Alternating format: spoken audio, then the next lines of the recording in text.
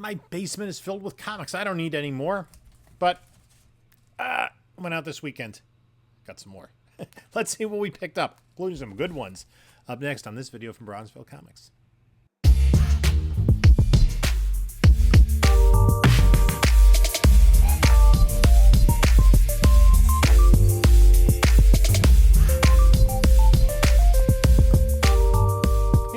Community, this is Jim from Bronzeville Comics coming to you with another video. And before we get started, I'd like to thank everyone who has been a supporter of this channel. We just hit 3,000 subscribers, and I'm very, very grateful. And you know, when I take a step back, I'm actually kind of shocked that this little YouTube channel out of my basement has gotten to that point where we have 3,000 subscribers. I just posted on Tuesday, we did the 2,500 subscriber giveaway, which was long overdue. I promise I'll be much more timely with the 3,000 subscriber giveaway, but there's still a couple of winners in the 2,500 subscriber video contest that have not reached out to me. You can reach out to me on Instagram, Bronzeville_comics. I also sell on Whatnot at Bronzeville_comics. We have sales every Monday night at 10 p.m. Eastern, so keep an eye out for those. And I also have my eBay store in the link below. I also have my email in the link in the description. So just click on the email and shoot me a message. We can correspond there, or if you want to talk to me about anything. So that is there. If you like this content and you're not yet subscribed, please give us a subscribe. Give us a thumbs up for a like. And leave a comment below. We're going to do the 3,000 subscriber giveaway at the beginning of December. And what I always do with my giveaways, we're going to take the videos that were dropped in not including the 2,500 subscriber giveaway, but the regular videos that were dropped during the month of November, and the one that has the fewest comments is the one that I will pick to select the winners. So just comment on the videos. You have to be subscribed to the channel, and that enables you to be eligible for the 3,000 subscriber giveaway. I'm going to have a couple of slabs given away. We'll probably do as I did for 2,500, have 3 prizes, each with 3 books.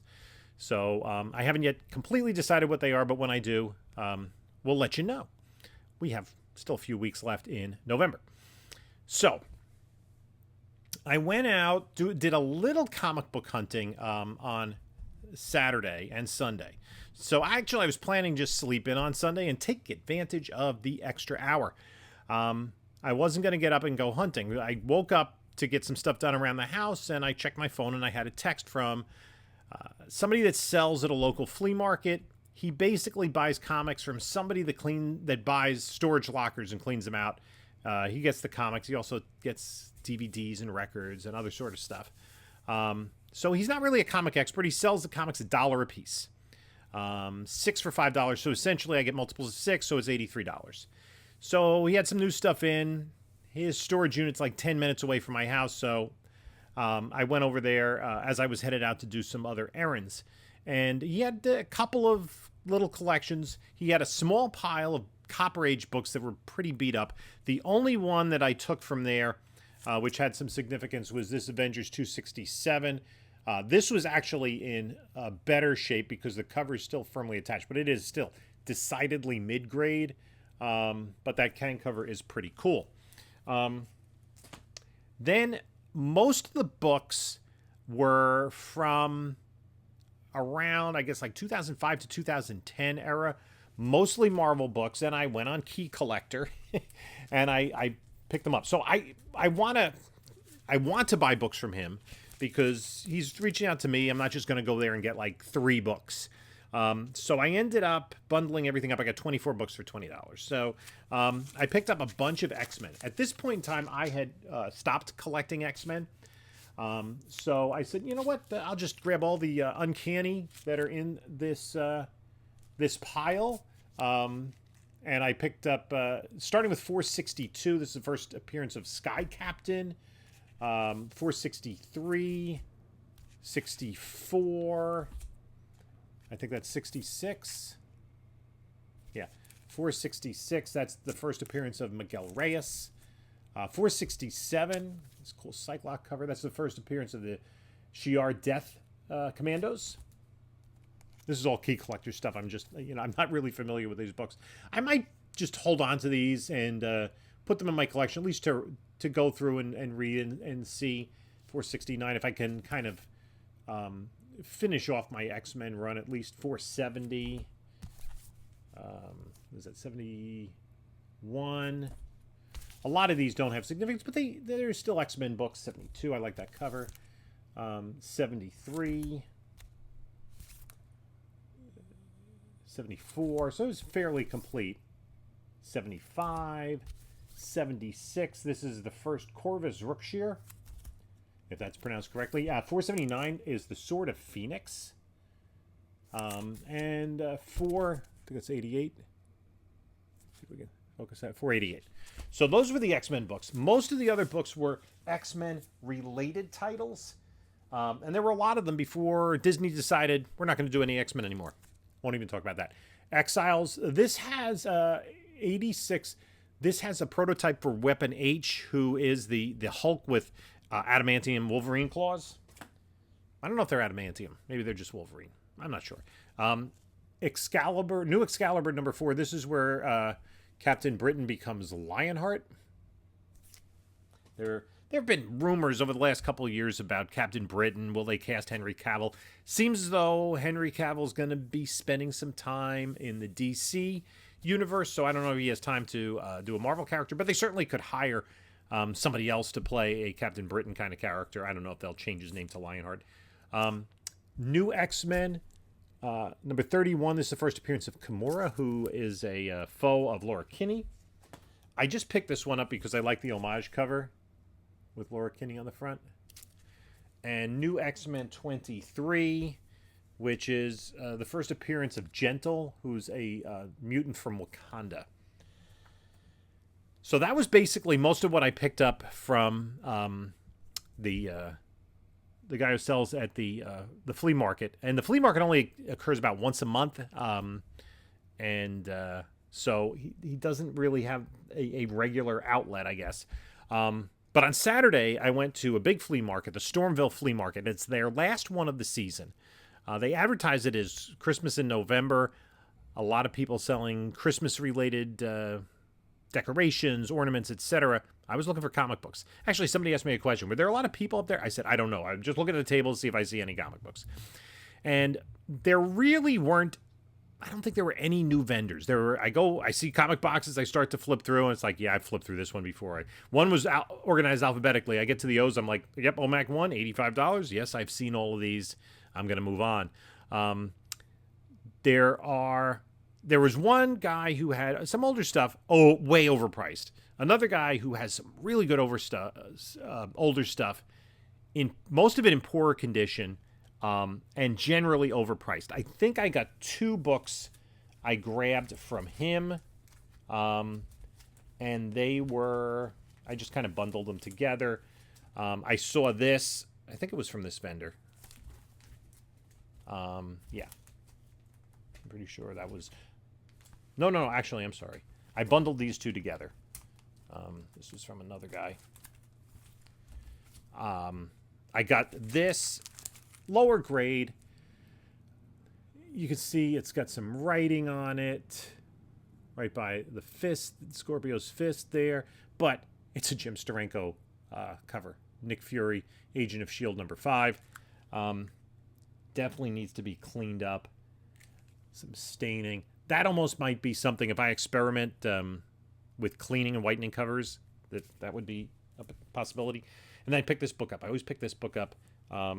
It's in decent grade. It's hard to find these in higher grade because the 100-pagers and the square bounds. Justice League 110. This is such an overlooked key. It's the second appearance of John Stewart. He replaces Hal Jordan for this Justice League adventure. And then we didn't see him again for a long time. Another vendor I'd seen before, just kind of thumbed through. He had some, decently... Actually, no, I'm sorry. That's somebody else. yeah, one vendor who I got a couple of books from. I just I'm not even sure what I picked up. But okay, I'll get to the two main vendors that I hit up. Yeah. So there was one guy who had he has a lot of Silver Age books, but I kind of they're priced not unreasonably, but not really flea market prices. Not a lot of bargains. And I had gone through his stuff back in the spring with a fine tooth comb. I'd gone through every box, and I think picked out anything that I thought had good value. But most of the stuff was in lower grade. And when I got it home, my wife's like, "Oh my gosh, those comic books smell. They smelled musty." And they had to spend several days, probably the better part of a week, in a Tupperware container with some baking soda. The comics weren't actually in the baking soda. There was, like, I got a little leftover container and put some baking soda in there. It absorbed some of the odor, but not all of it. But it had better musty than, like, cigarettes or, I guess, weed or black mold. But he had a new box, a box of stuff he hadn't gone through. And I looked through it and I said, meh, made him an offer, and we were able to agree on something. A lot of variable. There was really no rhyme or reason to what was in there. This was in there. This is Shazam 35. That's the final issue of that run from the Bronze Age. I picked this 100-pager up. DC, Superman 252. It's one of these early 100-pagers. It does have a wraparound cover by Neil Adams, World's Greatest Flying Heroes, mostly Superman, but it has a lot of other reprint stories. There were some early Star Wars. Some of them were Whitman's. Some of them were originals. Didn't have any of the first 3 or 4 issues. One, Amazing Spider-Man, but a double-digit Amazing Spider-Man, even in lower grade, was worth it. This one was beat up. Beat up. Actually, there's a Star Wars 5. This is cover detached and everything, but it's the second comic book appearance of Man-Thing. Fear number 11. There was this classic Superman cover with Star Sapphire. And then the two books that I really keyed on were this one. This one's actually in pretty nice condition. The upper level of mid-grade, maybe like a 7-ish, maybe. All-Star Comics 69, the first appearance of the Helena Wayne version, the original. Well, I wouldn't even say the original. Before Helena Bertinelli. The Huntress from Earth 2, who is the daughter of the Golden Age Batman and Catwoman. So that one was in there. And then the other book, this is a little bit lower grade. It does have some soiling to it. I don't know how well it can get cleaned up. Probably not enough to be submitted. But Super Friends number 7, the first appearance of the Wonder Twins. That book crashed when Zaslav canceled the TV movie they were going to make. I also picked this up from another vendor, just one of these DC July 1976 books that I did not have. And then I spent most of the time and the money with Warren from Card Comics. He is a friend of the channel. He watches my videos. Hello, Warren. Give him a shout out. He comes into my Whatnot sales and picked up some minor keys. Legends number 1. This is the first appearance of Amanda Waller. She really underappreciated. That character. I know that it was a fairly high print run on that book. This is Firestorm number 24. The first appearance of Blue Devil. And it was one DC. They did a number of these. We were doing these inserts to preview new books. I picked up this ASM book with Nightcrawler. ASM and X-Men can't go wrong. And then Secret Invasion number 1. Figured that'd be good to pick up with the show coming out. And we'll see if any of these are gradable. But what I was really happy to pick up, these are all PC books. These are not going anywhere. He got in a collection of 10 centers in and had some really, really big books that were, what I didn't have cash for. But I found some really nice books. There are 3 of them. Batman 130, and these are nice. I mean, just a few spine ticks, and there's a little bit of color break there in the trade dress, but these are really solid looking copies. Batman 130, that's from 1961. There was also Batman 123. There's some spine stress there, but look at the colors on that. That really pops. I'm not gonna get these great. A little bend down there, but that's nothing, no big deal. These are definitely just staying in the personal collection. That's from 1960, that book. And then he also had Batman 120. A little bit of, again, creasing in the trade dress there, but look at that. That's from, this book is from 1959. These are all 10 centers. And I'm working on my Batman run. I was really happy with the condition of these books. You know, usually you see Batmans of this era and they are just beat to heck. But those books are in nice shape. It is a nice little addition to my Batman collection. I'm down to, I think I have 144 forward, around there. And I probably have about half the issues from 120 to 143. I needed 139. I needed 121. But the 121 is a little bit out of my price range right now. I got to marshal the forces and save up some money for that one. That might be on my 2023 wish list. I've gotten a lot of books off my in my 2022 wish list.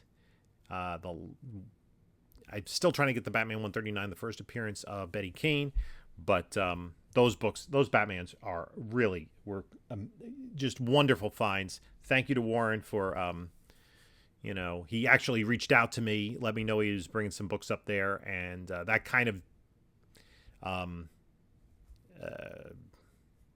inspired me to go up to Stormville rather than Super Jersey Comic Expo or the Meadowlands or any place else. So that was my hunting over the weekend. Weather theoretically should be getting colder. It was like 74 degrees in the New York area on Saturday. I was walking around town in short sleeves midday. But let me know what you think. Let me know what you think of those Batmans, some of the other books that I picked up. And in the meantime, take a look at a couple of my other videos here. And this is Jim saying until next time, enjoy your comics.